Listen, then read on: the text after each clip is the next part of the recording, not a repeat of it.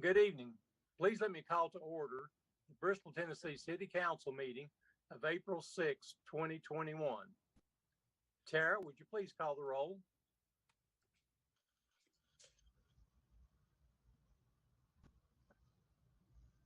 Powers? Here. Luttrell? Here. Turner? Here. Fire Robin? Here. What about Keene? Here.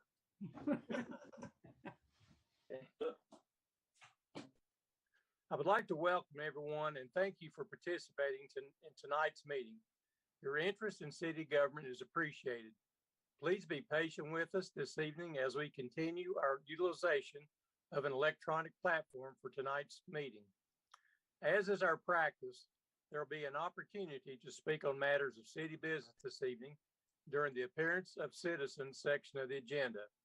Instructions for participating in tonight's meeting is provided on the rolling message at the bottom of your viewing screens. This evening, Ms. Crystal Key, our 911 communications manager, will lead us in our invocation. Following our invocation, Mr. Terry Napier, Director of Parks and Recreation, will lead us in the Pledge of Allegiance. Ms. Key.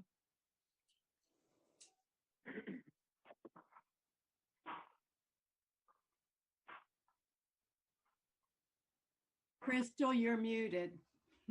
Try again. Thank you, and I apologize. Not a problem. Thank you, Mayor, for the introduction. Let us pray. Heavenly Father, as we come to you this evening, we thank you for this day. Lord, we thank you for our many blessings. We thank you for our city, and most of all, we thank you for your Son and the sacrifice he made for us. We thank you for these leaders, Lord, that you've placed in positions to make decisions for our city, and we ask that you lead them and guide them in all they say and do.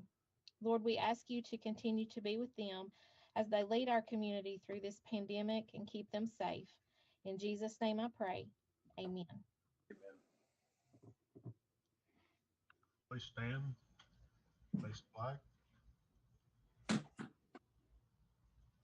I pledge allegiance to the flag of the United States of America and to the republic for which it stands, one nation, under God, indivisible, with liberty and justice for all. Thank you. Thank you. At this time, I would like to ask Ms. Danielle Smith, City Attorney, to discuss the statutory authority for conducting this meeting by electronic means. Ms. Smith. Thank you, Mayor. As you all know, Governor Lee has extended to municipal governments the ability to meet electronically during the COVID-19 pandemic through emergency orders. This ability currently expires at the end of April 2021. In order for City Council to meet electronically, City Council needs to make a determination that meeting electronically is necessary to protect the health, safety, and welfare of Tennesseans during the COVID-19 pandemic. At this time, it would be appropriate for City Council to have a discussion as to whether it is necessary, and if no discussion is needed, then to have a roll call vote as to whether meeting electronically is necessary to protect the health, safety, and welfare of Tennesseans. I would also remind you that if at any time you do not have video, you're asked to identify yourself by name and position so the public can understand who is speaking. So at this point, if there's discussion, please go ahead and discuss, and if not, have a roll call vote. Do I have a motion? So Motion to approve electronic meeting. I'll second. Tara, please call the roll. King? Yes. Powers? Yes. Luttrell? Yes. Turner? Yes. Fire Robin? Yes. Mr. Sword, do you have any items to add to the agenda this evening? No, Mayor, the agenda is complete. Tonight we have 6 proclamations on tonight's agenda. First, we have a proclamation designating April 30, 2021 as Arbor Day, /Earth Day. I will read this proclamation. Following, Mr. Jeremy Stout, Nature Center Manager, will be with us this evening to address council on the significance of the Arbor Day, Earth Day. Whereas trees can reduce the erosion of our precious topsoil by wind and water. cut heating and cooling costs, moderate temperature, clean the air, produce oxygen, and provide habitat for life. And whereas trees are a renewable resource, giving us paper products, wood for our homes, fuel for our fires, and countless other wood products. And whereas trees in our city increase property values, enhance the economic vitality of the business area, and beautify our community. And whereas Arbor Day / Earth Day is a unique celebration, focusing on the past, but the future. And by planting this small tree, we affirm our faith in the future. And whereas the city wishes to thank Tree Board members for their efforts in helping to improve the quality of life in our city. Now, therefore, I, Mayor of the City of Bristol, Tennessee, do hereby proclaim April 30, 2021 as Bristol Arbor Day, Earth Day in the City of Bristol, Tennessee, and urge all citizens to plant trees and commend them and for their efforts in the restoring of our city. Mr. Stout. Hello, how are you? Doing well. Good, glad you can hear me. I love the opportunity to accept this proclamation and really appreciate you all inviting me. I've often said that Bristol is a community that values its natural resources, especially its tree resources, and that is especially evident in our Tree City USA certification from the Arbor Day Foundation. We've been a Tree City USA for going on 34 years in Bristol, Tennessee now, which is almost longer than any other city in the state of Tennessee, which is really something to be proud of. And along with that, to meet those recertification requirements, it shows that we have a tree ordinance, that we spend at least $2 per capita managing our urban forests. We officially proclaim Arbor Day and Earth Day, as I greatly appreciate you all doing here tonight. And then lastly, and I'm especially thankful for our Tree City USA board. Our members currently are Jean Lusardi, MC Bullock, Mary Lou Sproles, Brandon Ayers, Karen McSherry, Mindy Bechtold, and David Hacker. So on behalf of them and the Department of Parks and Recreation, I greatly appreciate this proclamation. Thank you, Jeremy, and all the work you guys do. Next, we have a proclamation designating the week of April 4th through the 10th, 2021 as National Library Week in Bristol, Tennessee. I would like to ask Councilwoman Firerobin to read this proclamation. Also, Ms. Tanya Kessner, Bristol Public Library Executive Director, and Ms. Erin Down, President of the Library Foundation, are here with us this evening to address Council on the significance of National Library Week. Ms. Firerobin. Thank you very much. And I'm very pleased to be the council representative on the library board at this time. Also very pleased that our director, Tanya Kessner, just for information, she started a year ago, January, and found ourselves just quickly into her job in a pandemic. So we're really proud of our library. We're proud of what's happened during the pandemic. And we are so pleased that Tanya has been with us and guided us through this time. Our proclamation, whereas libraries of all types are in the heart of cities, towns, schools, and campuses serving their communities. And whereas libraries are accessible and inclusive places that foster a sense of belonging and community, and whereas today's libraries and their services extend far beyond the four walls of a building, and everyone is welcome to use their resources. And whereas people lacking broadband at home, libraries provide access to computers and Wi-Fi, and even checking out internet hotspots and laptops. And whereas libraries strive to develop and maintain programs and collections that are as diverse as the populations they serve and ensure equity of access to all.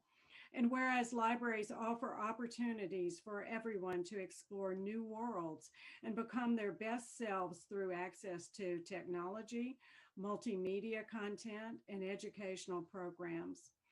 Whereas in times of crisis, libraries, librarians, and library workers play an invaluable role in supporting their communities, both in person and virtually.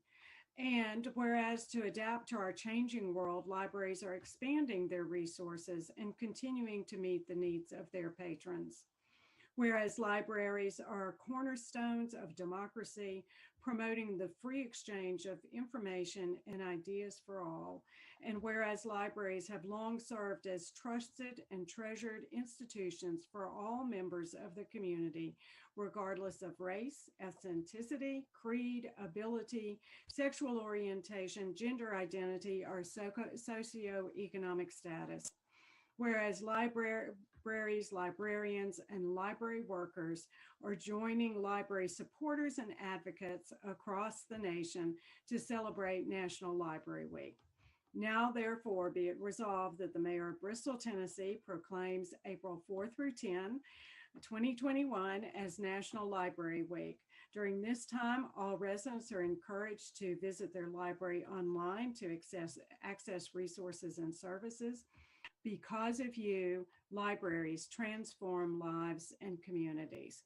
Signed by our Mayor, Malin Luttrell, the 6th day of April 2021. And the proclamation talks about accessing resources online, but we are very fortunate that our library is currently open. So thank you very much for allowing me to read that.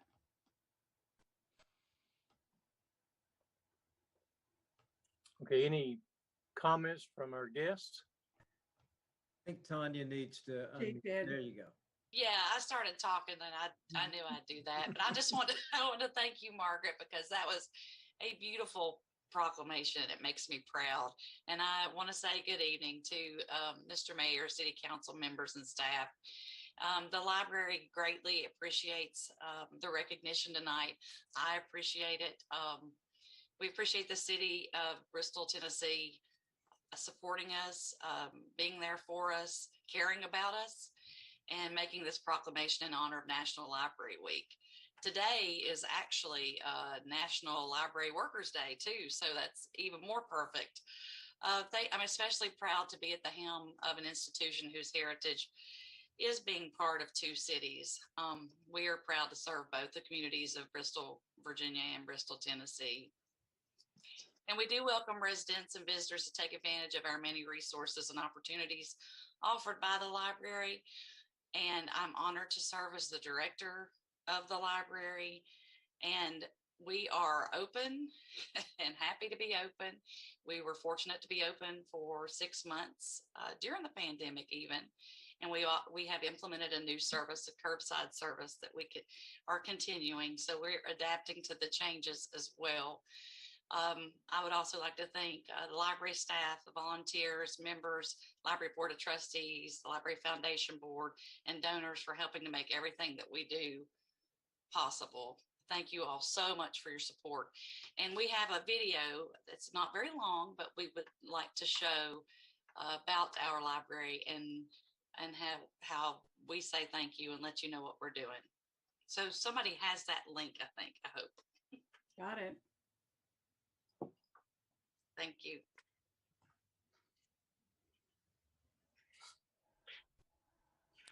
Hi there, I'm Gary Wakely, Program and Marketing Coordinator here at the Bristol Public Library.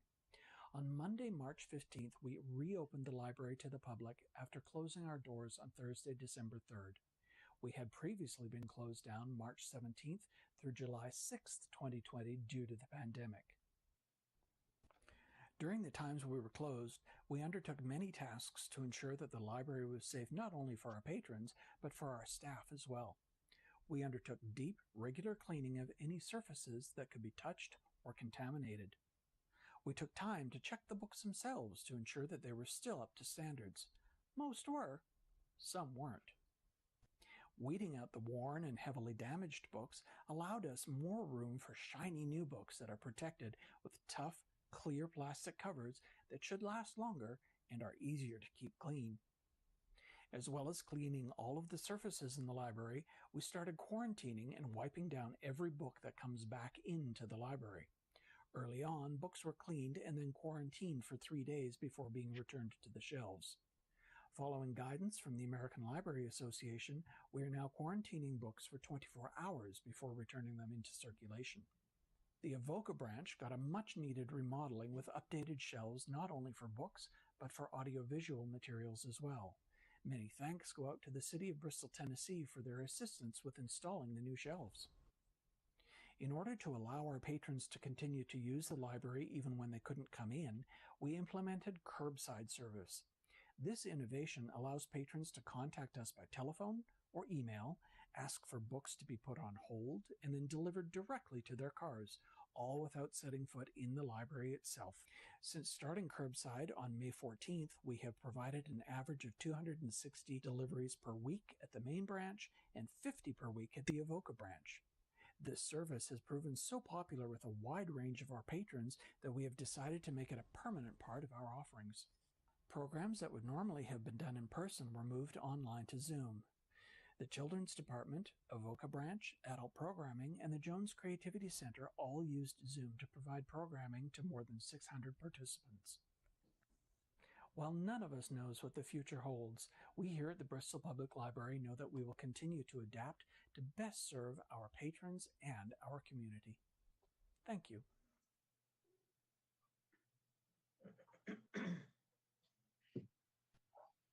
Very good.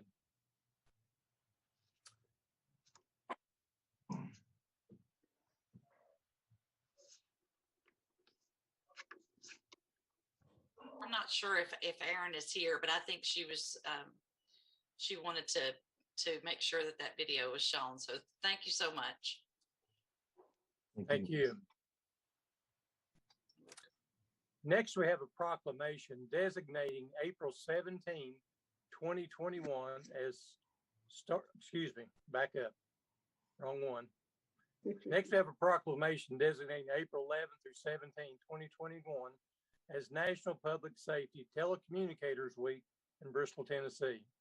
I would like to ask Vice Mayor Vince Turner to read the proclamation. Also, Ms. Crystal Key, 9/11 Communications Manager, is with us this evening to address council on the significance of Public Safety Telecommunications Week. Thank you. Whereas emergencies can occur at any time that require police, fire, or emergency medical services, and whereas when an emergency occurs, the prompt response of police officers, firefighters, paramedics is critical to the protection of life and preservation of property, and whereas the safety of our police officers and firefighters is dependent upon the quality and accuracy of information obtained from citizens who telephone the Bristol, Tennessee Emergency Communication Center. And whereas public safety telecommunicators are the first and most critical contact our citizens have with emergency services. And whereas public safety telecommunicators are the single vital link for our police officers and firefighters by monitoring their activities by radio, providing them with information and ensuring their safety. Whereas public safety telecommunicators of the Bristol, Tennessee Police Department have contributed substantially to the apprehension of criminals, suppression of fires, and treatment of patients. And whereas each dispatcher has exhibited compassion, understanding, and professionalism during the performance of their job in the past year, therefore it be resolved that the Mayor of Bristol, Tennessee declares the week of April 11th through 17th, 2021 to be National Public Safety Telecommunicators Week in Bristol, Tennessee, in honor of the men and women who diligently and professionally keep our city and citizens safe.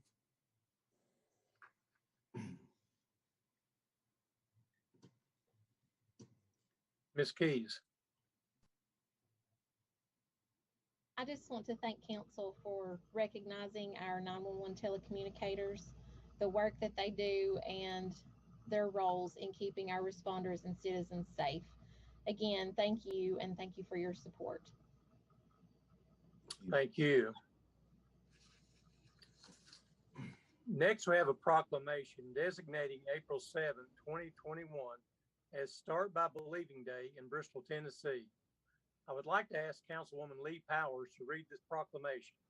Also, Ms. Brittany Fleener, Coordinated Community Response Specialist at the Branch House Family Justice Center, is with us to address the significance of Start by Believing Day. Thank you, Mayor. I'd like to begin by saying that the title of this, Recognizing Start by Believing Day, is twofold. Number one, it's so important that when different individuals come to us in regard to sexual assault, that we listen and that we listen to believe. It's also important for those that have experienced sexual assault to begin believing in themselves again once this assault has taken place. It's an awful lot to unpack, but everyone has to start somewhere. So today we're going to start by believing. Whereas the city of Bristol, Tennessee shares a critical concern for victims of sexual violence and a desire to support their needs for justice and healing.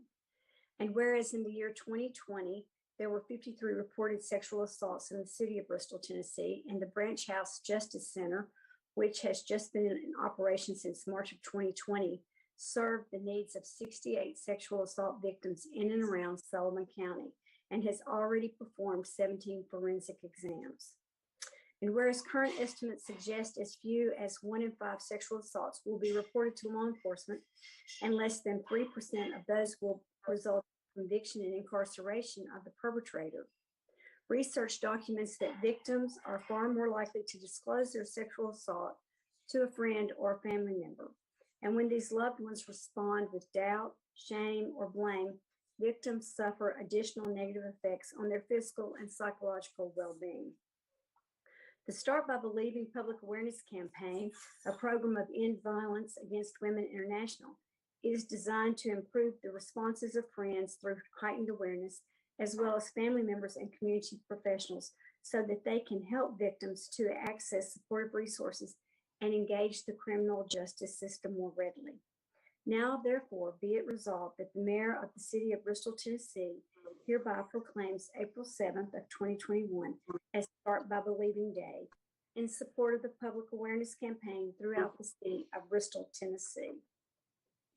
Brittany, we appreciate all of the hard work that y'all are doing at the Branch House. I know it's a very difficult topic and it's very difficult work, but we appreciate all that you do there on behalf of so many.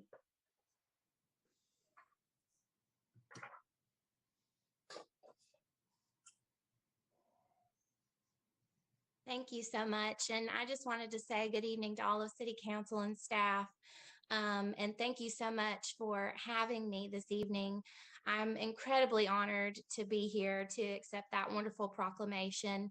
And we appreciate the City of Bristol, Tennessee and City Council so much for all of the support and concern for victims of sexual violence. Branch House Family Justice Center is a multi-agency, multidisciplinary facility that offers services to victims of interpersonal violence in and around Sullivan County. And with April being Sexual Assault Awareness Month, Branch House has teamed up with a lot of our really wonderful partners to launch the Start by Believing initiative in the Tri-Cities. And Start by Believing is a public awareness campaign aimed at ending the cycle of silence and transforming the way friends and family, formal support systems, and victim service providers respond to sexual assault. And, just like you said, by first believing victims who disclose sexual assault, we can really offer help and support and improve emotional well-being, increase reporting and prosecution rates, and really prevent re-traumatization of these victims. And in 10 years, Start by Believing has made a profound difference in survivors' lives.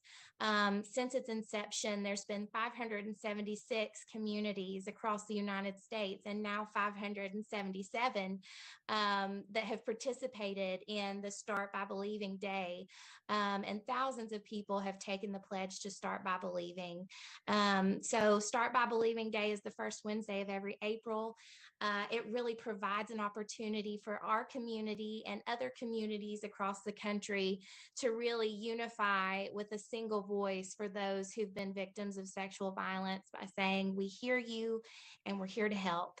And so we thank you so much for this proclamation and for your support. And we truly believe that it will have a significant impact and bring increased awareness to this important campaign. And we just encourage anyone and everyone to visit the Start by Believing website, startbybelieving.org, to take the pledge to Start by Believing. So thank you so much. Thank you, Brittany. Next, we have a proclamation designating the month of April 2021 as Buckle Up for Life Distracted Driving Month in Bristol, Tennessee. I would like to ask Councilman Chad King to read the proclamation. Also, Ms. Heatherly Sifford, Ballard's Health Trauma Injury Prevention Program Coordinator, is with us to address the significance of Start by Believing Day. Thank you. Whereas more than 700 injury crashes involve distracted driving on an average day, and the economic toll of all motor vehicle crashes in the U.S. annually exceeds $400 million. And whereas talking on a mobile phone, even in hands-free mode, texting, programming, or programming your dashboard infotainment system or GPS device can divert your attention away from driving and result in physical or cognitive distraction. And whereas Bristol residents and all Americans deserve to live in communities that promote safe driving behaviors and healthy lifestyles. And whereas preventing distracted driving injuries and deaths require the cooperation of all levels of government, employees, and the general public. And whereas the National Safety Council and Buckle Up for Life, Safe Kids Coalition, Ballad Health, and others promote policies, practices, and procedures leading to increased safety, protection, and health in business and in industry, in schools and in colleges, on roads and highways, and in homes and in communities. And whereas the National Safety Council and supporters in 2021 will provide this nation with a month-long distracted driving public education campaign. And whereas spring is a time when people begin to log more miles on the road, and it is imperative to focus attention on motor vehicle injury risks and preventions. Now, therefore, be it resolved that the Mayor of Bristol, Tennessee does hereby proclaim Bristol's support of Distracted Driving Awareness Month in April 2021, and strongly urges the citizens and businesses of Bristol to observe Distracted Driving Awareness Month, now marking its 11th year anniversary, by practicing safe driving behaviors and pledging to drive distraction-free. This 6th day of April 2021, Mayor Malin Luttrell.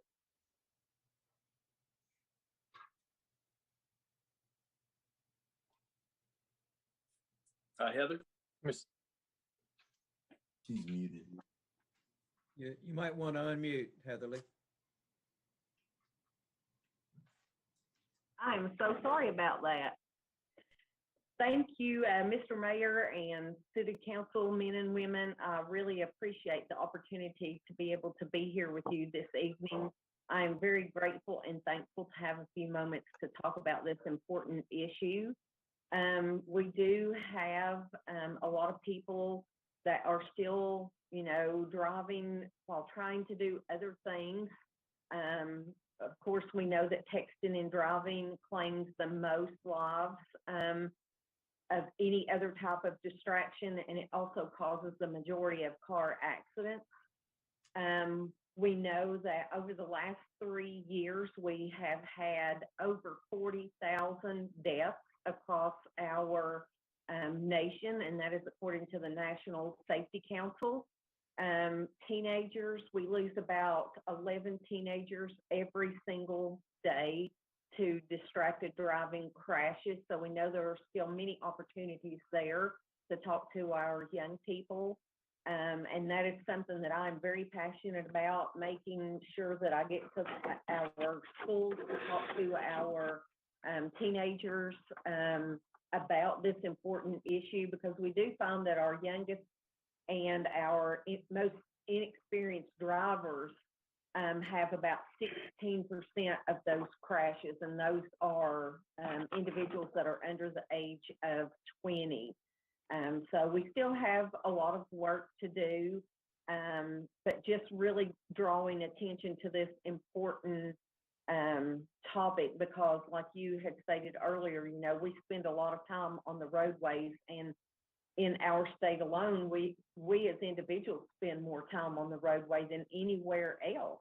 And so it is important for people to know that if you have a text, if you get a phone call and you're behind the wheel, just pull over, get to safety, and then answer that call or check those messages. But please don't do it when you're behind the wheel. It is far too dangerous.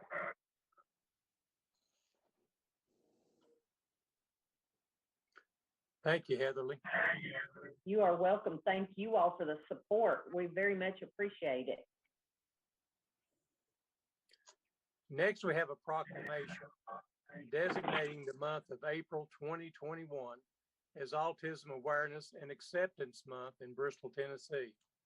I would like to ask Vice Mayor Vince Turner to read the proclamation.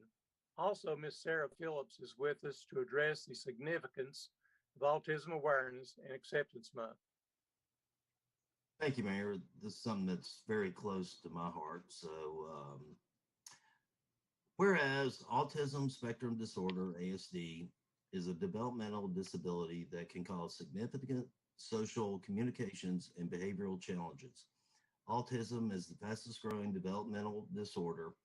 Often people with ASD look like everyone else, may communicate, interact, behave, and learn in ways that are different from neurotypical people. The learning, thinking, and problem-solving abilities of people with ASD can range from gifted to severely challenged.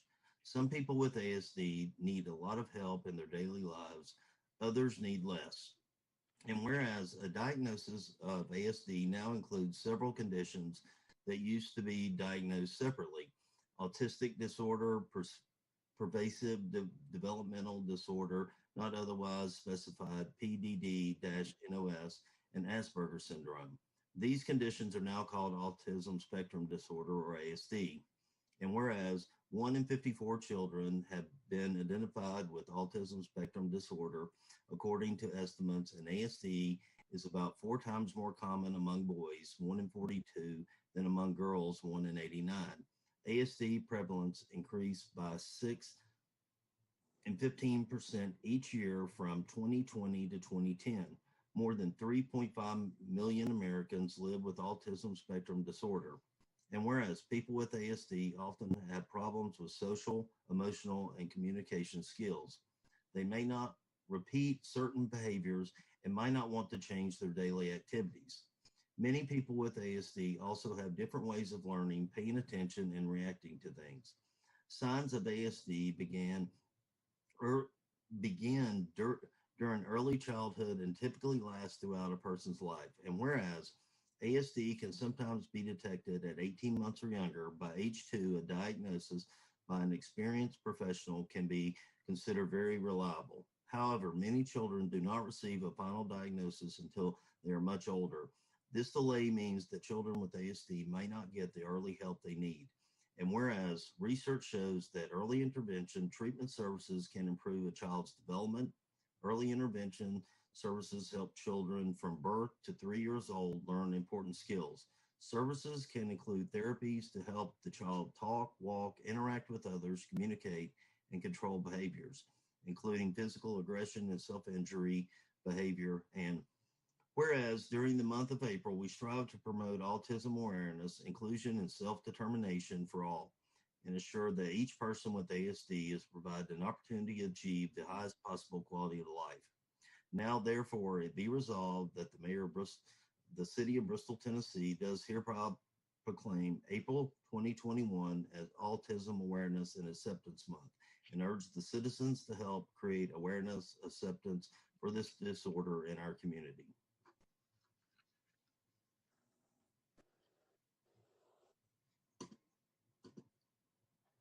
Is Ms. Phillips with us? I am, and thank you so much for that, Vince. I really appreciate that. I'm unmuted. My husband and I are here. That's kind of hard to hear when you listen to that proclamation, because it's incredibly informative and it has some really great information. And so thank you for that, and thank you for acknowledging April being Autism Awareness Month. We are just Henry's mom and dad here, and grateful for all the things, the awareness, the education, the hope that comes with proclamations like this being made. So I just want to say thank you to City Council for acknowledging April as Autism Awareness Month. And my hope is that people will continue educating themselves about this. John and I, when Henry was diagnosed in 2019, we were very uneducated about autism, and therefore very, very sad with his initial diagnosis. But with awareness comes education, and with education comes a lot of hope. And so if you can educate yourself, if you're a parent and you think your kiddo may be on the spectrum, I encourage parents to really get in there and ask the hard questions and do the hard things with their pediatrician, and then get early intervention for their kid. Because if you do, you'll have a 4-year-old like I do, or like we do, who's reading and writing and doing all of these incredible things. And so it's scary to hear all the things they can't do when you read or listen to a proclamation like that. But it offers a lot of hope if you are willing to dig in and do the hard work. And so we're grateful to the City Council for the proclamation and for acknowledging this. So thank you so very, very much. And we thank you. And Mayor, if I could just add, I've had the opportunity to meet Henry. Henry's an exceptional young man. He's just a beautiful child. He is just absolutely precious and means so much to so many. And his parents are to be commended, because when they did get the diagnosis, they both dug in deep and went to the mat for the whole situation. And Henry is just a beautiful child and will be a contributor for all of us. And we thank you all for what you've been through and for sharing it with our community. Thank you. It means a lot. Thank you so much.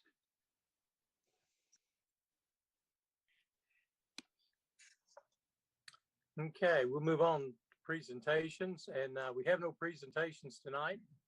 And so we'll move on to public hearings. We have 4 public hearings on tonight's agenda. The public hearing is hereby open for Resolution 21-32, approving the annexation of property located at 2467 Weaver Pike into the city limits of Bristol. Mr. Zor, would you please summarize this matter for the public?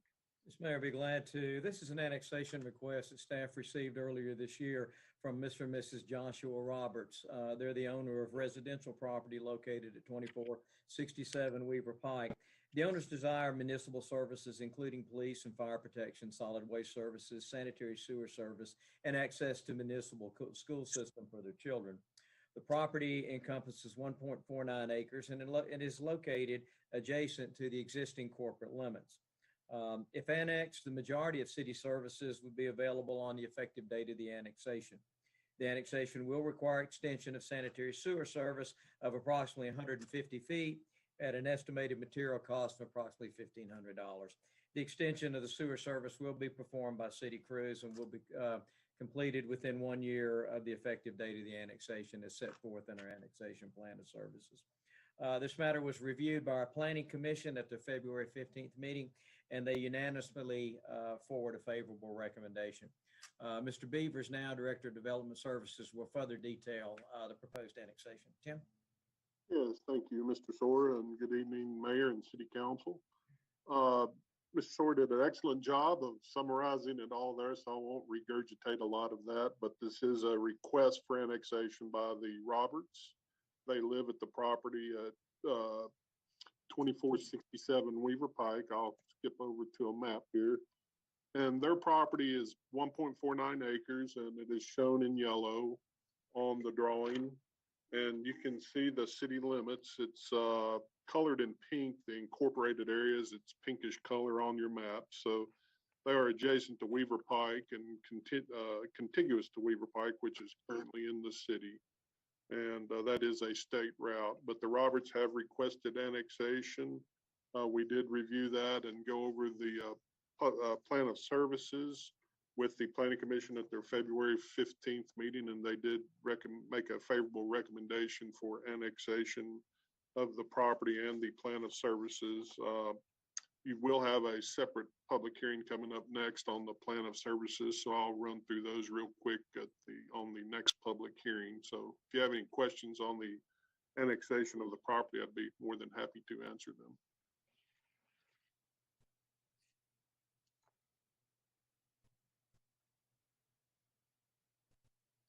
Okay, hearing none, would anyone in the audience like to address the council on this matter? If so, please follow the directions scrolling on the bottom of your viewing screen.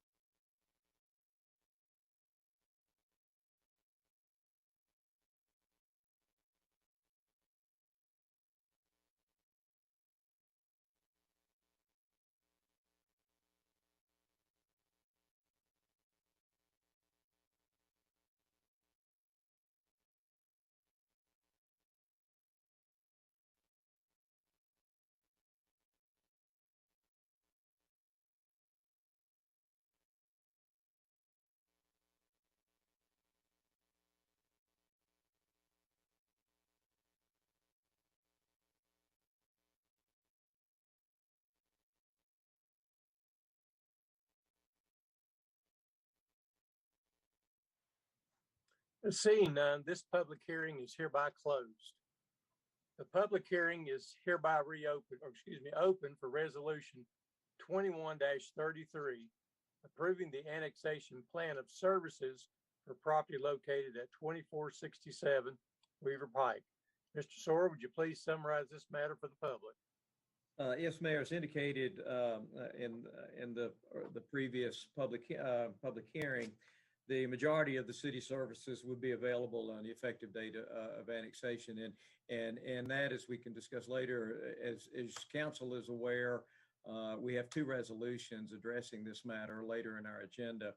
If they're approved, the effective date of the annexation will be Wednesday, April the 7th. So with that, police, fire services will be available. That we will be able to commence solid waste services. The sanitary sewer service, as we indicated earlier, is not immediately available, but that will be extended using in-house forces within the 1-year time frame set forth in the plan of services. Again, the plan of services has been approved by our Planning Commission with a favorable recommendation to City Council, and Mr. Beavers will detail the plan of services for you. Tim? Yes, thank you very much. The plan of services for the proposed annexation of 2467 Weaver Pike is very simple for the most part, effective immediately. If council chooses to approve the annexation, we will have police and fire service, refuse collection, access to all our facilities and programs, access to our school system. Also, the water service is currently through the South Fork Utility District, and there is no change proposed to that. Electric service is currently provided by BTES, and there is no change to that service. Street maintenance is currently by the city. It is a state route, but we do have a maintenance agreement with the Tennessee Department of Transportation for maintenance on that street.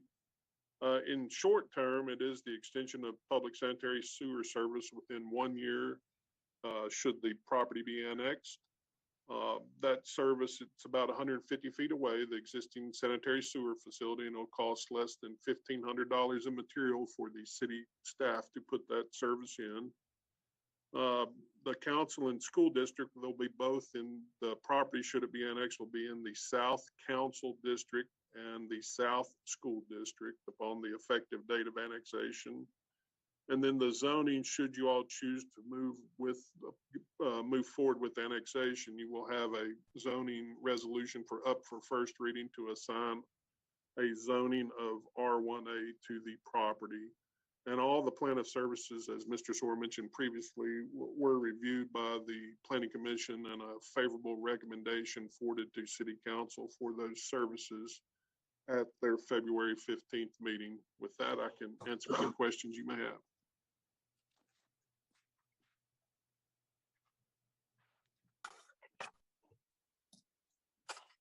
Okay, hearing none. Would anyone in the audience like to address the council on this matter? If so, please follow the directions scrolling on the bottom of your viewing screen.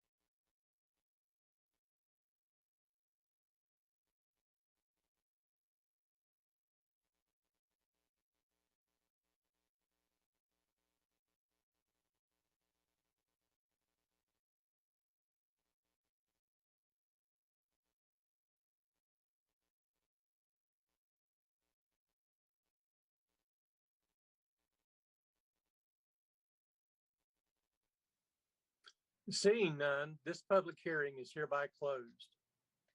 The public hearing is hereby open for Ordinance 21-3, amending Section 217 of the zoning ordinance. Mr. Soar, would you please summarize this matter for the public?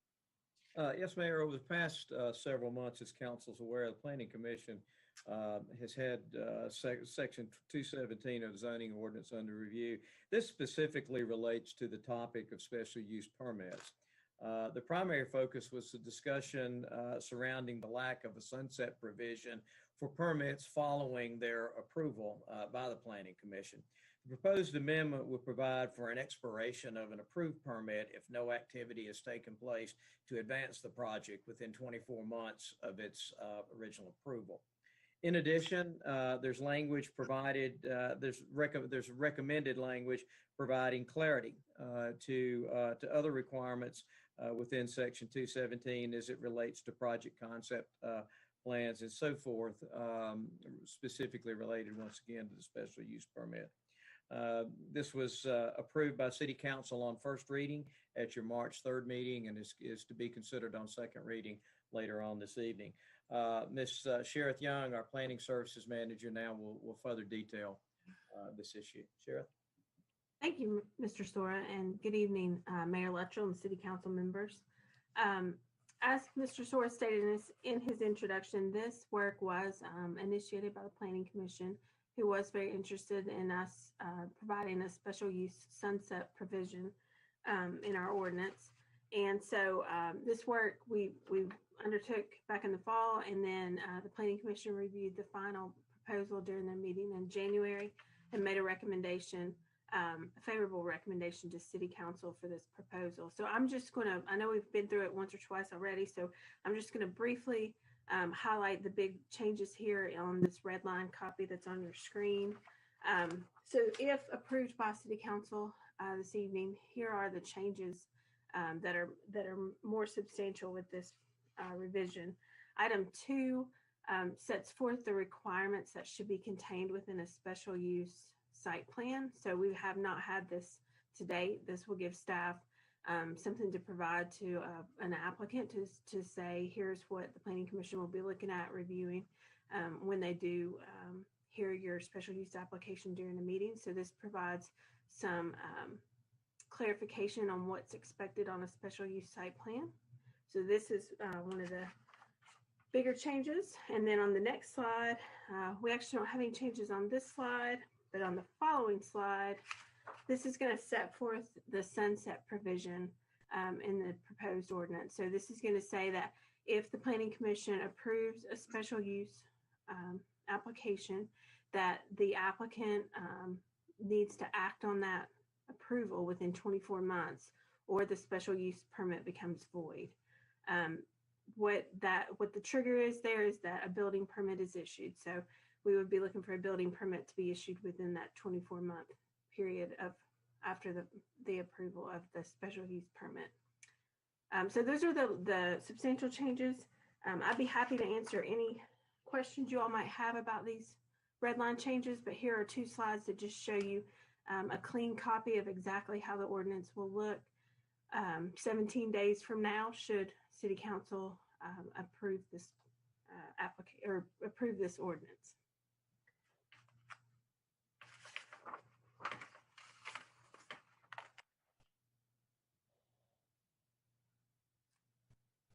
Any questions? Okay. Would anyone in the audience like to address the council on this matter? If so, please follow the directions scrolling on the bottom of your viewing screen.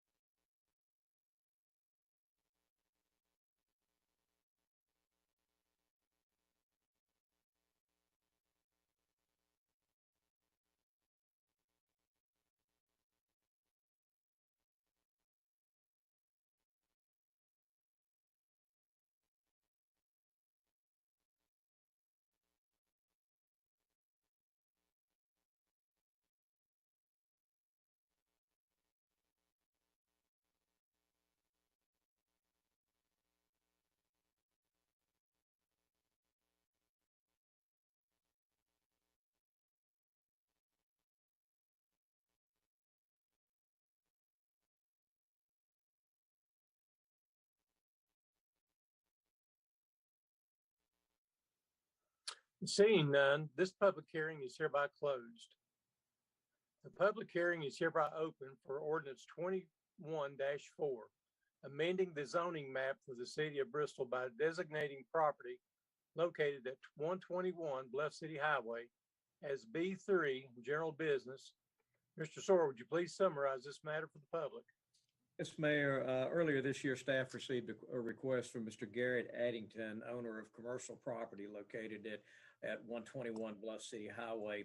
The request was for the property to be rezoned from B1B, which is neighborhood shopping and office zone, to B3 General Business District.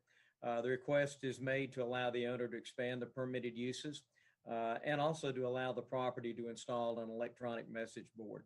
Planning Commission reviewed this request at their February 15th meeting. City Council approved on this request on first reading at their March 2nd meeting. So with that, Sheriff, would you like to detail the request as well as the permitted uses in the B3 zone? Yes, sir. So I'll start with a quick location and zoning map that shows the parcel in question. So here outlined in yellow is Mr. Addington's property on Bluff City Highway. You can see the darker shade of pink or red is the B1B district. Across the street from the subject parcel is a lighter red, lighter pink. That's B3, so that's the requested zone for Mr. Addington. And then to the south, you have an R2 piece of property, which is the school. And then back in behind this, immediately behind this parcel, you have a B1B zone piece of property that's used residentially. And you also have the larger neighborhood, which is zoned both R1A and R2. So I'll show you a chart that shows the existing zoning of surrounding property and then existing land use. So again, as you saw on the map, you have the B1B zone to the north. To the south, you have R2. To the east, you have the B1B zone. And to the west, you have B3. The uses that are existing in the area, you do have some commercial uses, institutional use in the school, and then single family residential that's to the east of this property.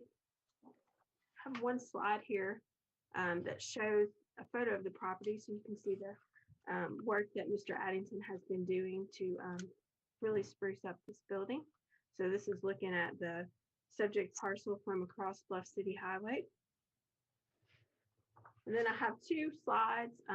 This just shows the comparison of what the permitted uses are in both the B1B zone first here and then the B3 zone. So your B1B zone is going to have single family duplex allowed uses, some limited retail trades, some limited professional office type uses, full service restaurants.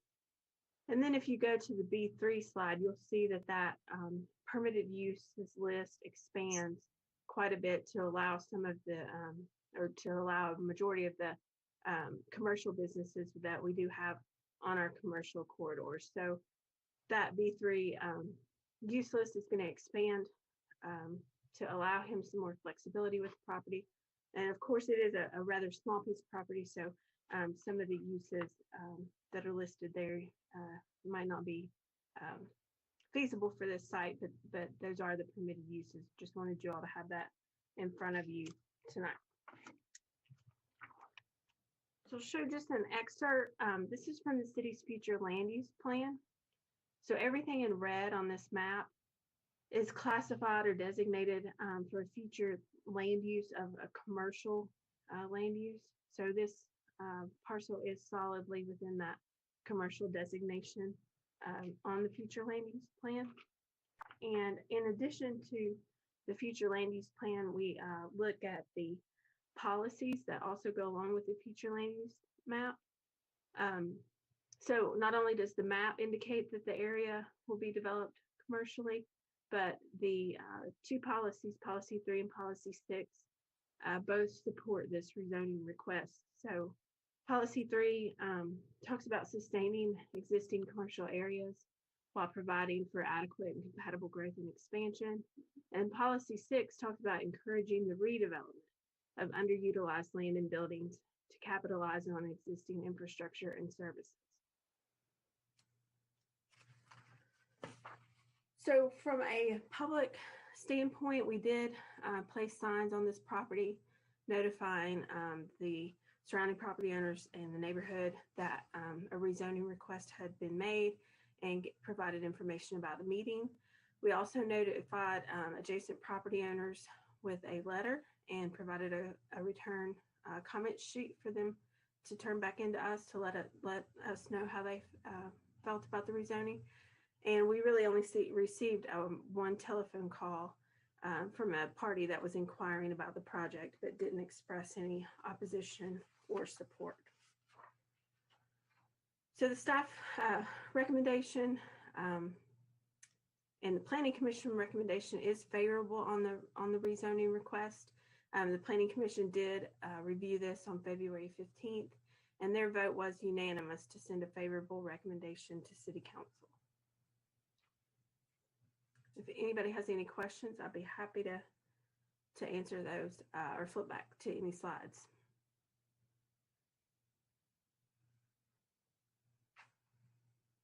Okay.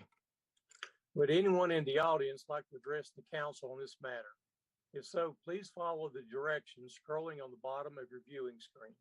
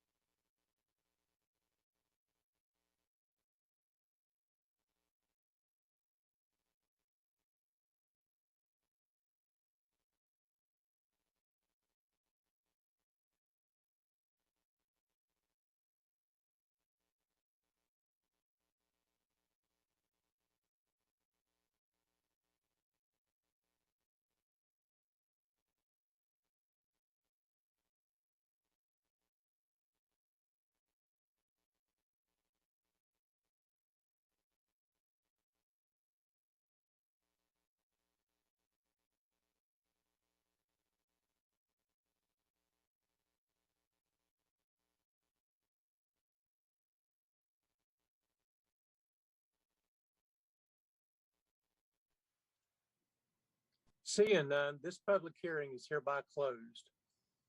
Next, we have appearance of citizens. This brings us to the appearances of citizens section of our agenda. This section provides an opportunity for the public to address City Council. Comments are limited to matters of city business only. A response will not likely be made at this time, since in most cases, neither the council nor the city manager will be prepared to effectively respond to the concern.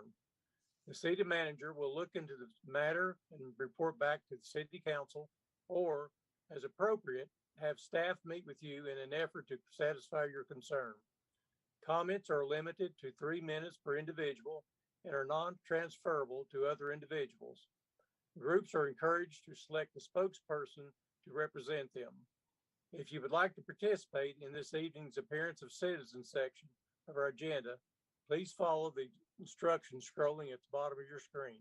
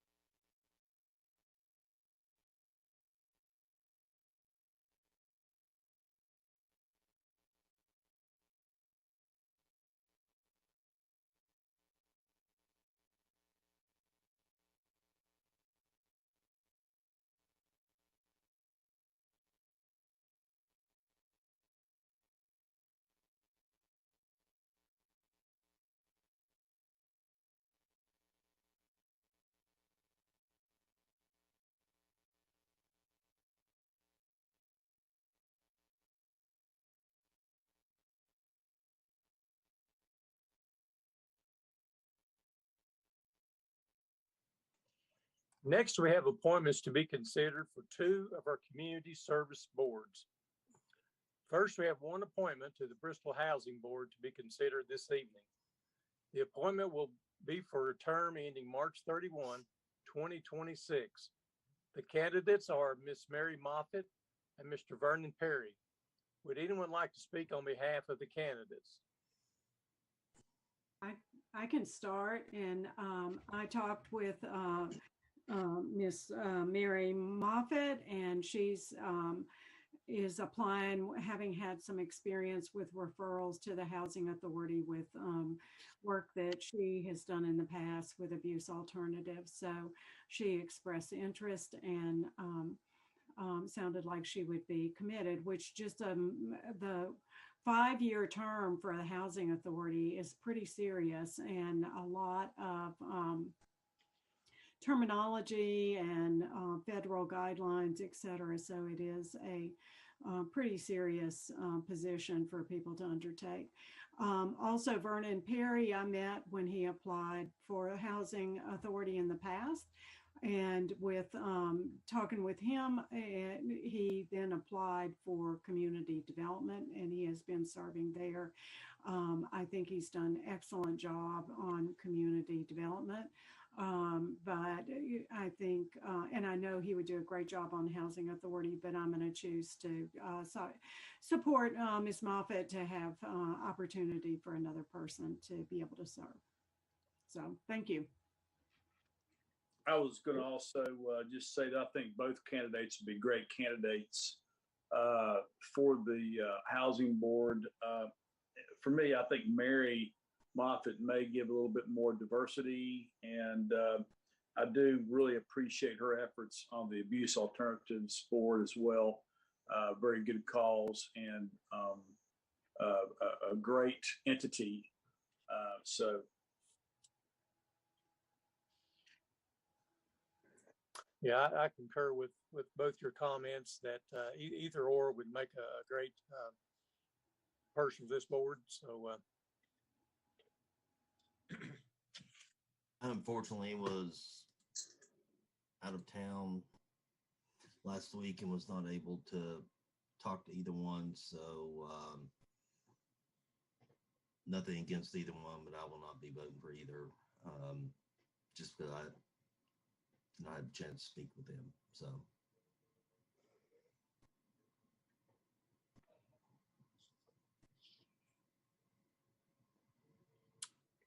Anyone else?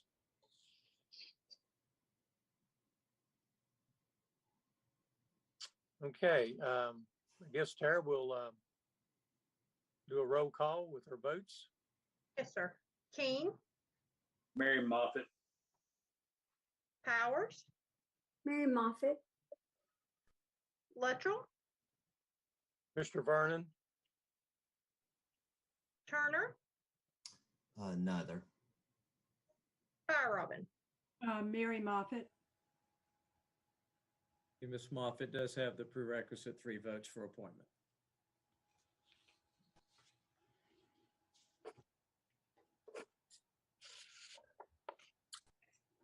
Next, we have one appointment to the Health and Education Facilities Board to be considered this evening. The appointment will be for a term ending June 30, 2026. The candidate is Mr. David Rudd. Would anyone like to speak on behalf of the candidate? I'll go ahead. I've known Mr. Rudd for several years, and he's very capable of this position. He's very eager to continue his involvement with our city, and I understand he's done a great job on the BZA board, and therefore I would be in favor of supporting him.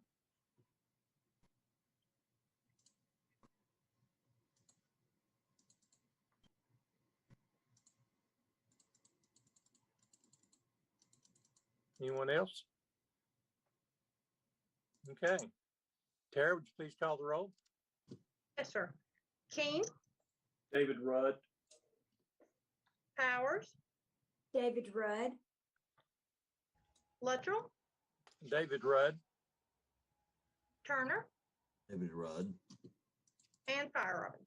David Rudd, thank you.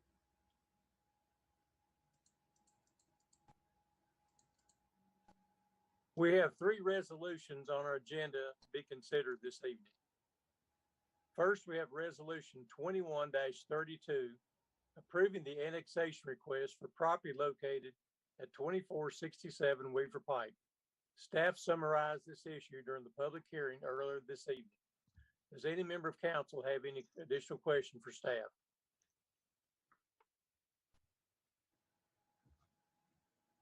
Hearing none, is there a motion to take action on this item? motion to approve resolution number 2132. I'll second. Would any member of council like to discuss anything else about Resolution 21-32?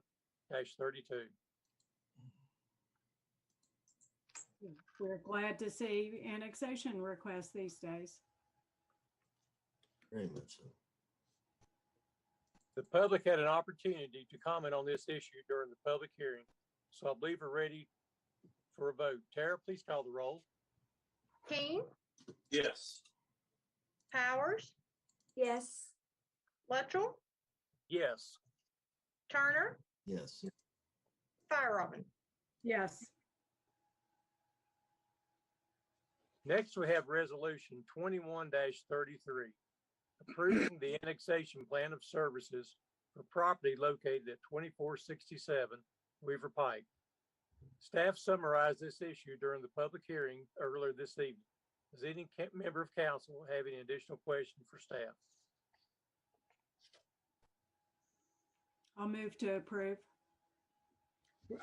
Resolution 2134, nope, sorry, 2133, approving the plan of services. I'll second. Would any member of council like to discuss Resolution 2133? Hearing none, the public had an opportunity to comment on this issue during the public hearing. So I believe we're ready for a vote. Tara, please call the roll. King, Yes.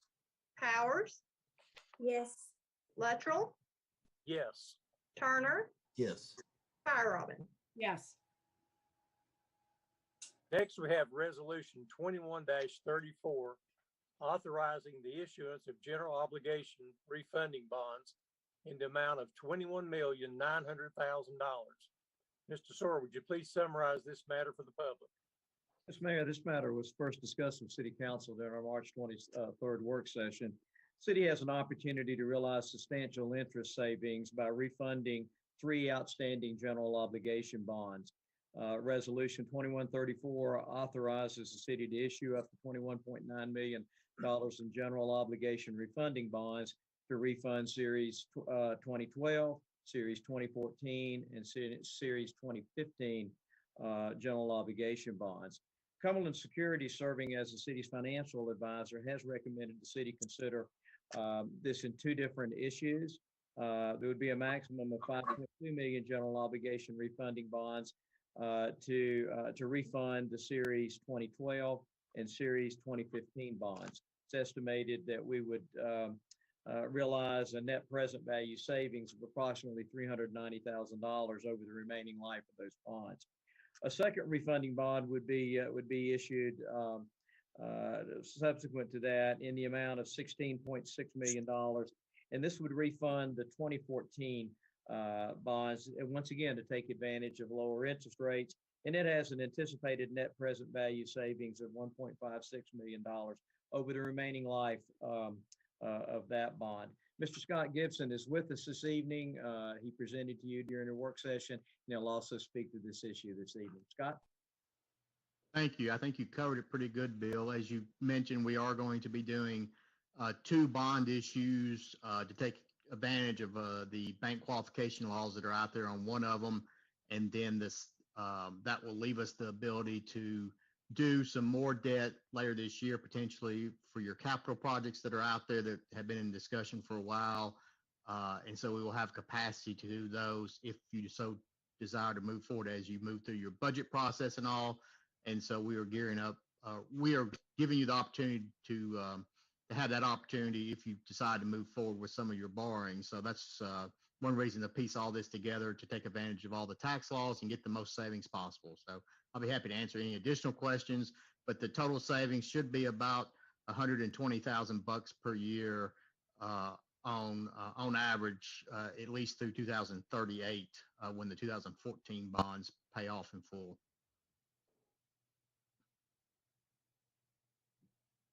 Any member of council have a question for staff? Is there a motion to take action on this item? Motion to approve. Second. Would any member of council like to have any further discussion? I just thank you for everybody who tracks these things. And I know Scott has a lot to do with that, but so do our staff, to find out when it is to our advantage to refinance and move things forward. So that's significant savings for us. So we appreciate it. Okay, Chair, I believe we're ready to vote. Please call the roll. King, Yes. Powers, Yes. Luttrell, Yes. Turner, Yes. Fire Robin. Yes. The next item on the agenda is the reading of Ordinance 21-6, amending the city zoning map as it relates to property located at 2467 Weaver Pike. Mr. Sawyer, would you please summarize Ordinance 21-6? Yes, Mayor, as council may have noted, we're slightly out of order on our agenda this evening, and that we needed to consider our resolutions prior to ordinances, which is totally different from how we would typically do this. But the resolution pertaining to the annexation and the annexation plan of services needed to proceed, an ordinance designating the property in terms of rezoning. So that's the reason for the change in the agenda order this evening. But Ordinance 21-6 does address the zoning of the property that was annexed a few moments ago. It's currently zoned R1 in the Sullivan County zoning. That's low density single family residential, and it's very similar to the city's R1A, which is low density single family district. The properties adjacent to the subject property also have a Sullivan County zoning classification of R1. So for these reasons, staff recommended to the Planning Commission, and also recommends to City Council for that matter, a zoning designation of R1A. for this property. This was reviewed by the Planning Commission and is part of the annexation plan of services that the Planning Commission recommended going forward. So with that, if Sheriff would like to add anything to that, that would be fine. If it's approved tonight on first reading, we'll have a public hearing and a second reading during your May 4th meeting. Sheriff? Thank you. Mr. Sora did an excellent job with his introduction. So I'll just show this location and zoning map and just highlight that the annexed parcel is in red. So you can see the Sullivan County zoning is R1 that surrounds that property. And as was stated, the plan of services has carried the recommendation that the parcel be zoned to the city's R1A zone. And that was also approved by the Planning Commission. So the procedure here would just be to classify the parcel with a city zoning designation. So that is the purpose of the first reading tonight.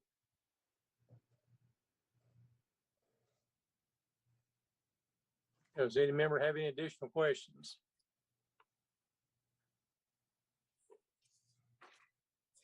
Is there a motion to take action on this item? Motion to approve. Second. Would any member of council like to have any further discussion on ordinance 21-6? Hearing none, I believe we're ready for a vote. Tara, please call the roll. King, Yes. Powers, Yes. Luttrell, Yes. Turner, Yes. Robin. Yes. The next item on the agenda is the first reading of ordinance 21-7, amending chapter 50, the city's code of ordinances as it relates to prohibition of smoking in public playgrounds. Mr. Sora, would you please summarize ordinance 21-7? Yes, as council's aware, the Tennessee General Assembly in 2020 approved Public Chapter 529, which provided local governments with the statutory authority to prohibit smoking in public playgrounds, provided the prohibition is approved by 2/3 majority of the governing body. Public Chapter 529 defines a playground as an indoor or outdoor facility that's intended for the recreational use of children and is owned by the local government. The Act further defines smoking as the burning of a tobacco product, hemp product, or drug or substance. It does not include vapor products in the definition of smoking. As drafted, the city ordinance prohibiting smoking would apply to facilities such as playgrounds, basketball courts, tennis courts, our splash pad, swimming pool, youth league facilities, etc. In addition, the prohibition would extend to similar facilities located within our school system. The matter was discussed with City Council at your March 23rd work session. If approved tonight, it will be considered on second reading during our May business meeting. Does any member of council have a question for staff? Hearing none, is there a motion to take action on this item? Move to approve. I'll second ordinance 20-7. Thank you. 21-7. Would any member of council like to further discuss ordinance 21-7? Somewhat in regard to all of this, as far as like the prohibit smoking in public places and playground, where are we in opening back up our playgrounds? Is there any delay at this point? Where are we with like the basketball courts and all that? I have had some calls. The playgrounds have been open since last summer. The goals have not been on the backboards, and the goals, if they're not up, they're being put up now. Great, thank you so much. Tennis courts, those type of facilities have been open. Tennis courts would, and the pickleball courts were never impacted. They've been open. And we are opening up the pool. Yes, that is the plans. Yes. Okay, I believe we're ready for a vote. Tara, please call the roll. King, Yes. Powers, Yes. Luttrell, Yes. Turner, Yes. Fire Robin. Yes. The next item on our agenda is the second reading of Ordinance 21-3, amending Section 217 of the city's zoning ordinance. Staff summarized this issue during the public hearing earlier this evening. Does any member of council have a question for staff? Hearing none, is there a motion to take action on this item? Motion to approve Ordinance 21-3. Second. Would any member of council like to further discuss Ordinance 21-7? I'll just say that this is, I think this is a really good move and very well considered by the Planning Commission to take this action. It is a special use permit is special, and the fact that we did not have a sundowning kind of took away from that value as a special use permit. So I think that part of it adds to it.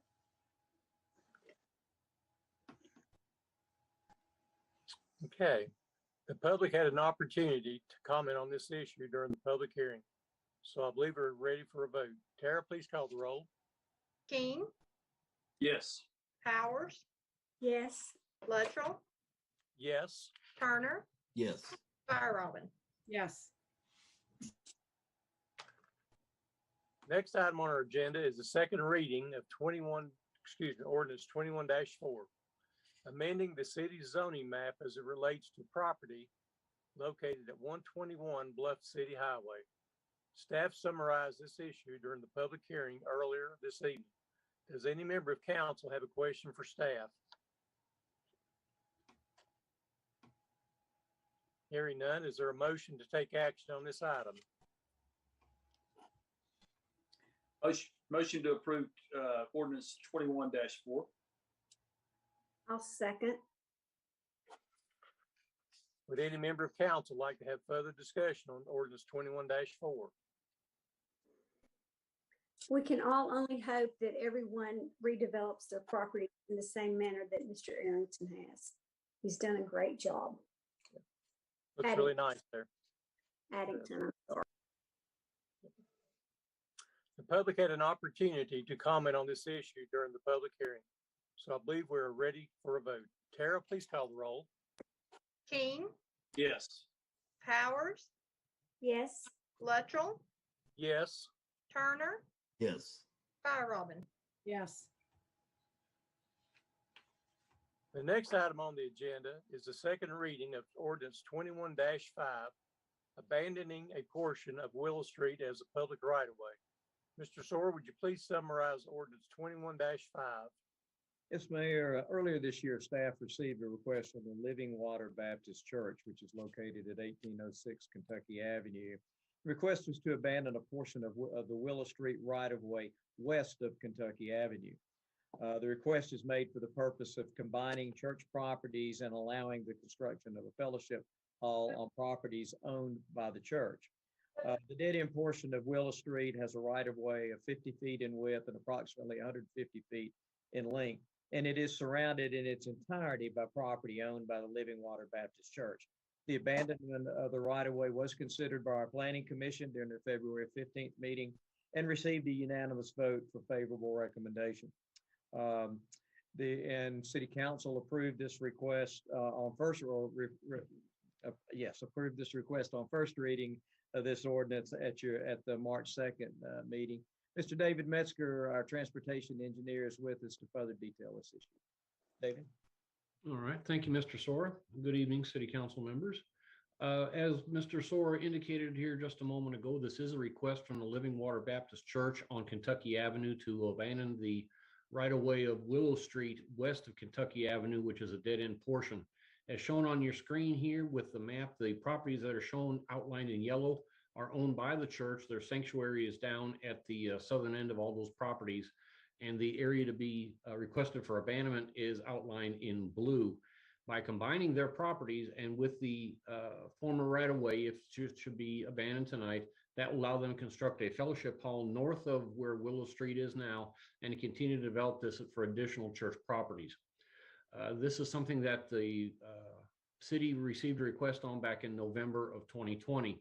City looked at the utility issues with this, which is usually one of the big issues with annexation. As shown on this property map here, our typical procedure for abandonment of right-of-way, we would retain all utility and stormwater easements in the entire right-of-way. One of the reasons they requested this was to get some setback relief as far as to allow them to build a larger structure once all their properties were combined. The analysis of the utilities that are out there showed that the southern part of this, which is shown in gray on the map on your screen, would retain the utility easements required. The section on the northern part, which is shown in black, would not require to have any utilities retained. And so if it were abandoned, that would be available as part of the area that where they could look at constructing the fellowship hall with the appropriate setbacks. There are two additional areas that would require some utility easements that are currently on church property. One deals with some of the overhead utilities and one deals with a water line that crosses church properties and goes to an adjacent house. Those are not part of the abandonment ordinance, but they are covered in the subdivision plat.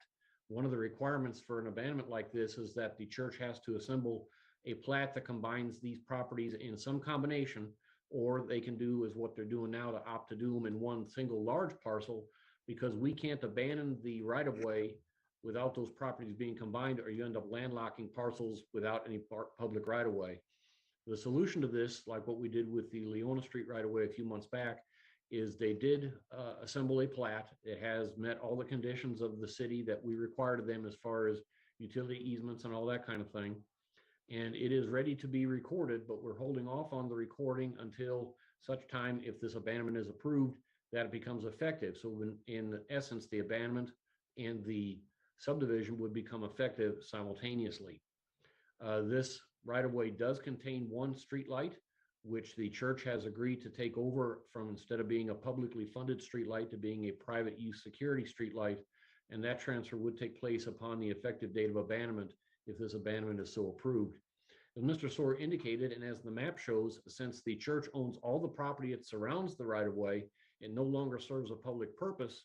And because there are no other properties impacted, no other public input was either desired, sought, or received. Planning Commission did recommend for a favorable to have for this abandonment approved. And of course, this was considered on first reading at the March City Council meeting. So if you have any questions, I'll try to answer what I can for you. Motion to approve ordinance 21-5. I'll second. Any member of council like to further discuss 21-5? Hearing none, I believe we're ready for a vote. Tara, please call the roll. King, Yes. Powers, Yes. Luttrell, Yes. Turner, Yes. Robin. Yes. Thank you very much. This brings us to the consent agenda. Mr. Soar, would you please read the items on tonight's consent agenda? Yes, Mayor, we have the minutes of the March 2nd, 2021 City Council meeting. We have the minutes of the March 23rd, 2021 City Council work session. We have Resolution 2135 approving Title V program for the Bristol, Tennessee Transit. We have Resolution 2136 authorizing entry into engineering service agreement for design of grit removal system improvements at the wastewater treatment plant. Resolution 2137 approving a grant contract amendment with TDOT for utilization of Federal Highway Administration funds for the Bristol Metropolitan Planning Organization, and Resolution 2138 approving the purchase of portable 800 megahertz radios and related equipment. Resolution 2139 authorizing the purchase of Microsoft 35 software. Resolution 2140 extending a water and sanitary sewer tap fee holiday. And Resolution 2141 awarding a bid for replacing HVAC control system at City Hall. And Resolution 2142 awarding a bid for purchase of rooftop HVAC units for City Hall facility. Would any member of council like any item to be removed from the consent agenda? Hearing none, do I have a motion to approve the items included in the consent agenda? Move to approve. I'll second. Tara, please call the roll. King, Yes. Powers, Yes. Luttrell, Yes. Turner, Yes. Fire Robin. Yes. Next, we move on to one of the fun parts of the evening, and that's listen to Dr. Tudor giving us a report of what the kiddos are doing in the school. Good evening, everyone. It's great to see you all. It's hard to believe, but we are only 7 weeks from the summer break. So it's hard to believe that the school year has gone as quickly as it has. And I think if you ask some of our staff, they'll say they can't wait to see the end of it and hope we never see another one like it. But our staff have endured and they're doing great. We have 7 weeks, as I said, left in the school year. We are currently actively seeking preschool and kindergarten students for next year. So we have registration online is open for preschool and kindergarten registration. We also have on Thursday, April 8th, this week from 3:30 to 6, there will be on-site registration at each of our elementary schools. So we're inviting any of our families who want to register for next year to come to one of those events or register online. I think I mentioned to you all last month that we are planning for some pretty exciting summer programming that we've never really had the opportunity to do before due to a variety of grant funding and opportunities from the state. So we're just now started to reach out to our families and invite participation for those programs, and we hope to really engage a lot of our families in opportunities to accelerate their learning, also kind of catch up from maybe what they might have missed this past year due to COVID, and really participate in a lot of fun, engaging activities that we hope will highlight a lot of our CTE programs and spark an interest for our students who are in elementary and middle school ages.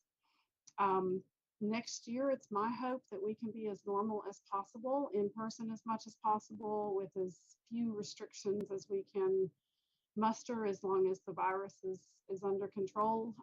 However, we have found through our programming with students who are online this year that some of them have really thrived in that environment. And we know that some of our families still want that opportunity to have a remote learning option. So we will continue that. We have actually just received approval from the state last week to expand Tennessee Online Public School to include middle school. So there'll be a 6-12 option for our TOPS for Tennessee Online Public School. And we'll have some sort of option available to elementary as well. Not sure what that will look like quite yet, but we'll have something available to families who want that option. It will look pretty different than what it has looked this year. There'll be some different expectations and different opportunities, and far less of going back and forth between in-person and remote, because we want to try to get back to what some normalcy will look like. So we're excited about those opportunities. And then finally, as I've said, and as you all are well aware, this has been a year like no other, and everyone in our community has experienced that in some way. I personally have been very much in awe of the support that our school district has received from our community in Bristol. As a result of that support that we've received, and to honor and recognize the hard work our staff has put into this school year to support our students, we are, for the last 7 weeks of the school year, we're going to honor our staff, and we're inviting community partners to help support us in that initiative. So beginning this week, we're planning to do weekly drawings for gifts that are donated by community members or businesses, individuals. And in return, we will recognize those partners as a part of that drawing on our Facebook. We'll do a Facebook Live as we do that drawing on Fridays. We'll do social media posts, recognize our partnership with them on our website, just to show that we appreciate how our community has rallied around our staff. So if you know of anyone who might be interested, anything, gift certificates, gifts, coupons, and any amount is what we're looking for. So we can just do some random drawings and recognize as many staff as we can for the next 7 weeks until our school year ends. And it really sort of recognizes Teacher Appreciation Week is in May. And so we're sort of doing a staff appreciation to get us through the end of the school year and really recognize our community support as well as in this initiative. So, and we've already had a couple of donations, one from Blue Circle, so we appreciate their support, and another one from the Loft at the Pinnacle. So great opportunity for community support of our staff and just to recognize all the efforts that they put into supporting the students in our community. So that's all I have for you all this evening, unless you have some questions for me. I would just comment, Dr. Tudor, that I get to see on a firsthand basis how marks are being hit on behalf of our children. The week before spring break, the Community Resource Center and the school system, many of the staff members saw to it that students that they were aware would be entering into a week without proper food and the different things that they needed. There were boxes that were put together for all of these students that were, we just don't understand how important a lot of the work is, that just the sustenance of life. And I think you're to be commended.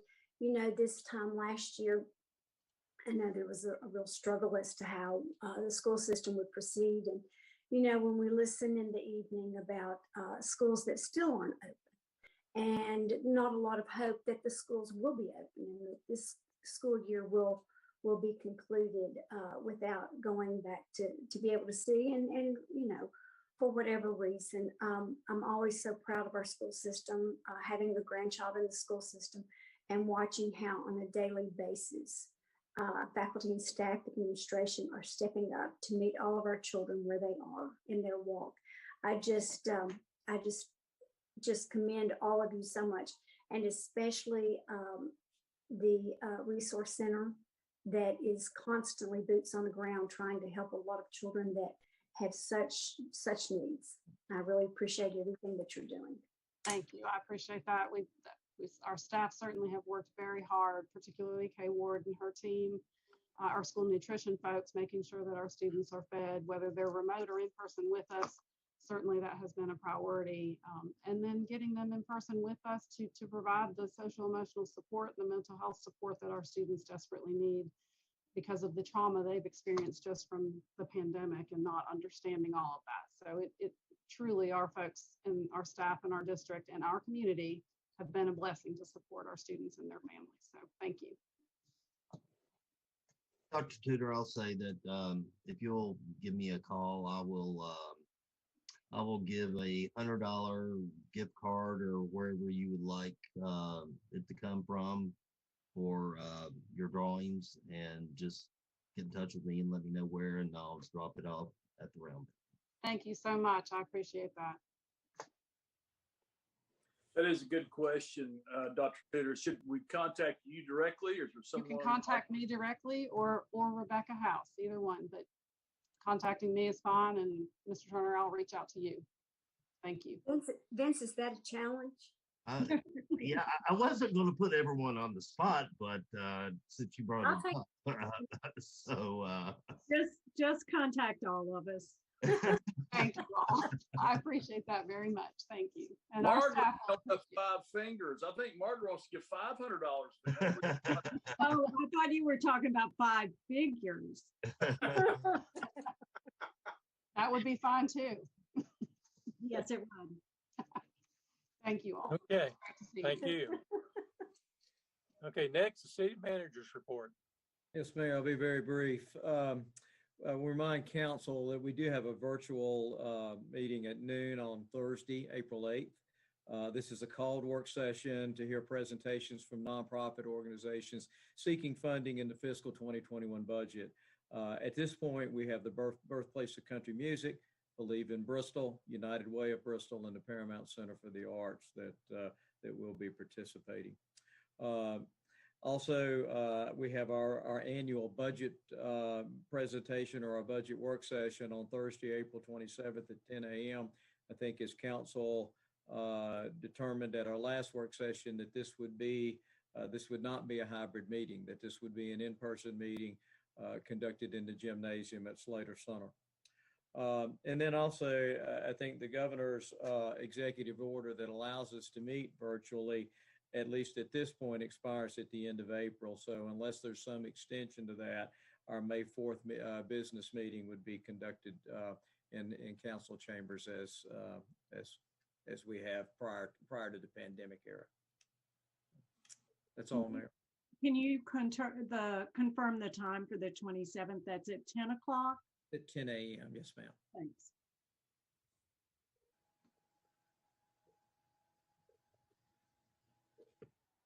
Okay, city council comments. Has a date been set yet when we're going to be meeting with the school board and school administration? No, it is not. I think Dr. Tudor and I have had one very brief conversation regarding this, but we haven't pulled together a date yet, no ma'am. Are you thinking that we'll be able to meet sometime in May or the end of May before we get into final budgets? It's my opinion, and I think Dr. Tudor concurs, that it would be quite beneficial to have some clarity provided to the staff from both organizations as to how some of the COVID money can be used going forward. I know we've received or are to receive $4.9 million, but we have had very, very, very minimal guidance as to how we can use those resources. I think Dr. Tudor, I think the school system has slated to receive in totality $12-some million. But again, some guidance and some not so much guidance as to how those funds can be spent. So I think that meeting is important, Councilwoman Powers, but I think it's more important to have the information so that the two bodies can adequately have that conversation at that time. Well, I think when we had spoken in work session, and I had communicated earlier, and it's the will of council, of course, but I think we haven't met with the school board in quite a while. And as far as goals and objectives, theirs and ours, and how they meld together strategically and financially. And so I would be hopeful that it's kind of hard to have a meeting about how the money's, what everybody thinks about how the money should be spent, unless we've had an opportunity to meet to hear what both boards are most interested in doing. And so I just would hope that we would meet sooner rather than later to just be able to reestablish that contact. Thank you. I'll reiterate on that same note that our primary objective over the years has been education and our school system. And part of our job is just exactly that. So I would concur with what Councilwoman Powers just now mentioned, in that fact that it would be really great if we could meet, during our budget time to get as much information as possible. Because I think we're talking, it's wonderful that all of this money is coming in, but from ongoing year over year, a lot of this money that's coming in is a one and done. And so that's a completely different course of conversation. The course of conversation that in listening to fellow council members is, how do we move forward with the school system, and what are their thoughts and how we move forward together, meeting budgetary needs that are not a one and done, but are ongoing year over year. So, if it's the will of council that we meet with the school system, sometime in the next, few weeks, May, that would be great. But I really think we are due a good meeting before we finalize our budget.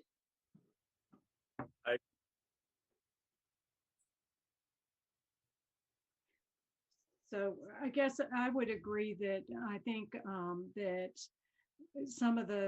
we've got the priorities, we've got things that we want to see happen, and we'll need to figure out those things regardless of how funding can be spent. So we could discuss those ahead of learning about the funding.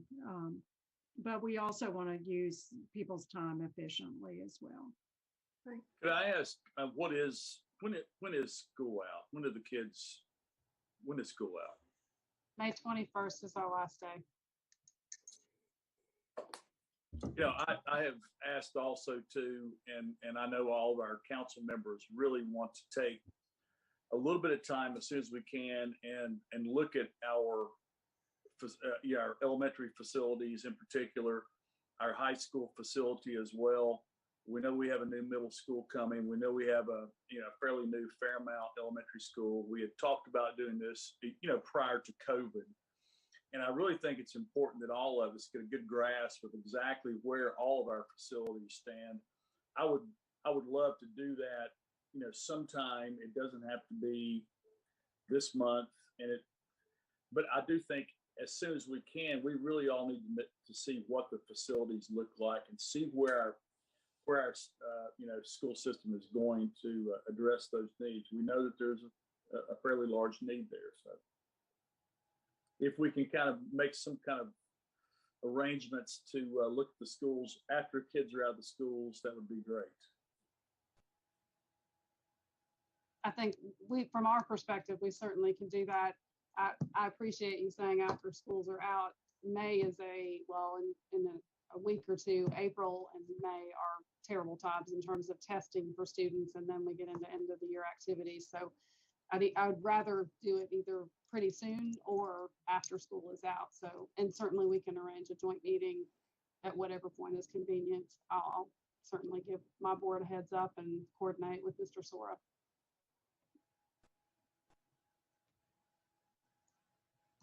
Pertaining to the schools, Mr. Mayor and Mr. Manager, maybe we could talk about that at our next, just exactly how, timing for these meetings and tours and that kind of stuff, maybe at our next work session in April. And I wanted to make sure I understood you correctly. We are meeting at 10 a.m. for our work session. Is that correct? Yes, if you'll recall, this is usually a much longer session than our normal work sessions last. So we start at 10 o'clock and we go to whenever they've completed. And you mentioned that we're going to do that at the Slater Center in, spread out type situation. We'll do it in the gymnasium, much like we have our other meetings for those who've been there in person. I mean, I think we're all aware of the trouble that our staff has gone to accommodate hybrid meetings, virtual meetings, and that type of stuff. When we have met in the past, I think we have met at Stills Creek. Is that correct in the past during that meeting, or is it? That's correct. We have typically held that budget meeting in the learning area, the nature center. I think it's our desire to use the gymnasium because it does allow an opportunity for greater spatial distancing. Well, if there's anything that you think that we can do to ease the work that our staff has to go through to set that meeting up, just let us know. I didn't know. I was kind of thinking about an outdoor meeting, but that may be even more difficult. I'm sure if we're projecting stuff on screens, that probably would not work as well. But I'm just going to follow up on a couple of things. Are we going through council discussion, the lightning round right now, or what are we doing? It's council comments. Real quick, I just wanted to just finish up by saying one thing about, I sent everybody a little email about, Kingsport putting out business grants, and I'm real proud of the leadership of Bristol, Tennessee, in moving forward to help our restaurants in particular over the last couple of months in awarding grants and those types of things for our restaurants. I know it's going to be a big help when as we get to warmer weather, and we're approaching that now. And so Kingsport is doing similar from our lead, I believe. One of the things that I did notice within their grants, though, they were extending it, they were making it slightly broader and taking into consideration rent. I'm still in a meeting. I've got about 10 more minutes. Do y'all want to? Rent and utilities and upgrades and that type of thing. We have also talked about ventilation within our restaurants, safety within our restaurants. So I'd like to ask Mr. Mayor and Mr. Manager if we might be able to have a brief discussion about those types of things, and maybe even get an update from, I understand we have a little bit of money left over in the grant money that we put forward, that we may be able to talk with Maggie at Believe in Bristol about that, maybe add that to our agenda as well, coming up to our work session in April, if that would work. Just look to see if we can do that. Yeah, Maggie is prepared to brief council on the status of that grant and any remaining funds when we gather on this Thursday at noon. Oh, for the nonprofit? Okay. Yeah, that will be part of her presentation. Okay. The last thing I have is I've mentioned to Bill about a presentation, or maybe just an introduction to one of the community relations folks from the Hard Rock Casino at our next, probably at our next formal meeting, I think it's May 3rd. But at any rate, if we feel that this person may need some additional time, it may be best that we do that. Bill and I have discussed about doing it at a work session or at our council meeting, but I think more than anything, it's just an introduction and to let us know, a few things about that's happening with the Hard Rock Casino. So I'm excited to say that as well. That's all I have. Thank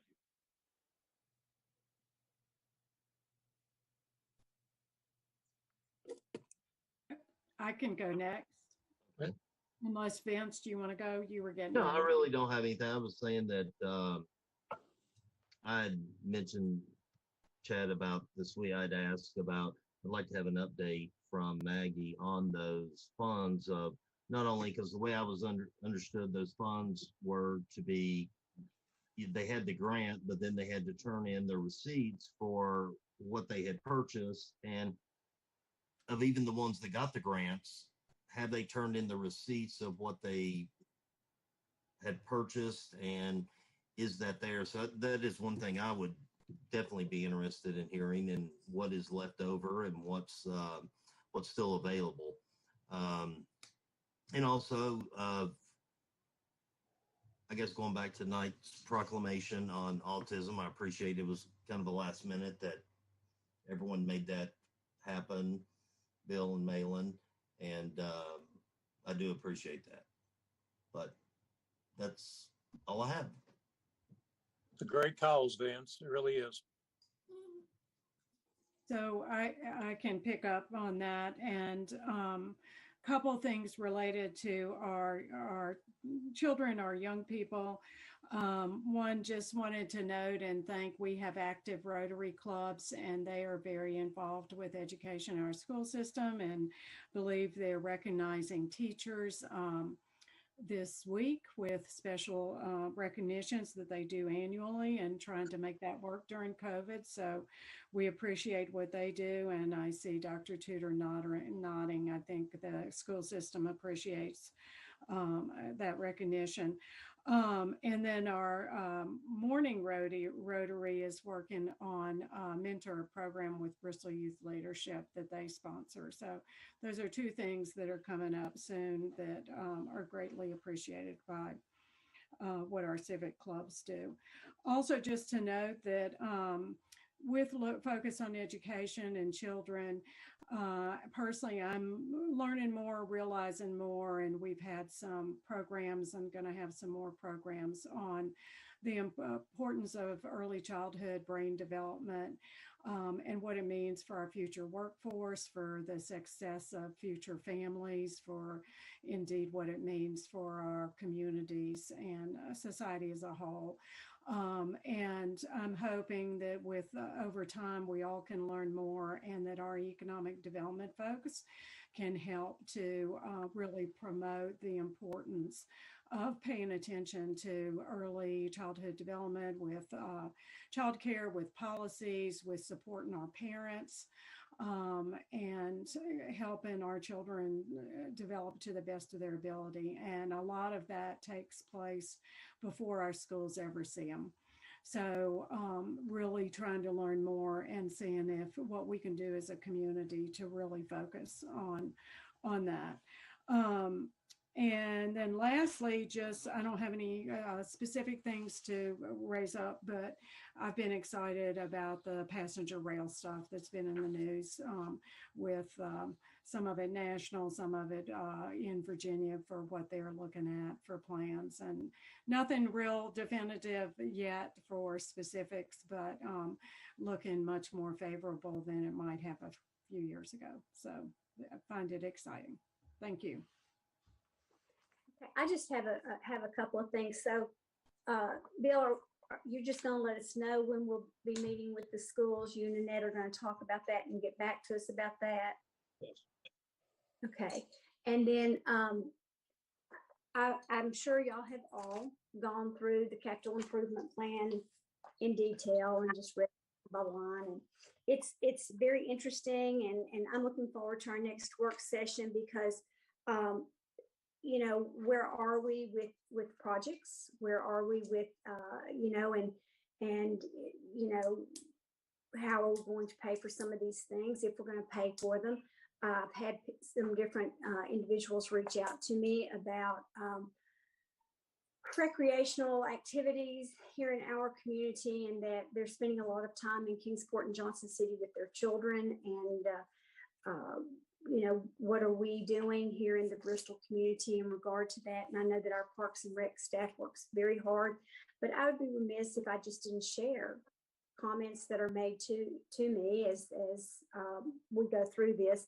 And I saw that Parks and Rec has a good role to play in all of this, as far as like refurbishing the Idlestone Jones courts, new pickleball courts here and there, the Haynesville tennis courts being refurbishing. So there's a lot of great information. This I'm sure we're all looking forward to reading about it. I'm just this is a great time of year for us to look to the future, to see where we are and where we're going to go and how we're going to get there. And I'm looking forward to our next meeting. I'll jump in just for a minute if everyone else is finished. You know, I had some other things I was going to say, but you know, going back and reflecting on our kids, and you know, we've all said it many times, and we've heard others say it many times that you know, our kids are our future, and there's no more truth in that than it is today, with a lot of things that's going on in the world, and you know, we can't miss these opportunities. You know, we've got to get it right, and you know, I fully support everything that's done for our kids in our community and the kids all over the country. So, Margaret, you know, hats off to you. I mean, you keep us on track and reminded of the programs you're working with, and I commend you for that. And we all really need to work hard on this because they are our future. Thank you. With that, if there's nothing else, we'll call this meeting adjourned.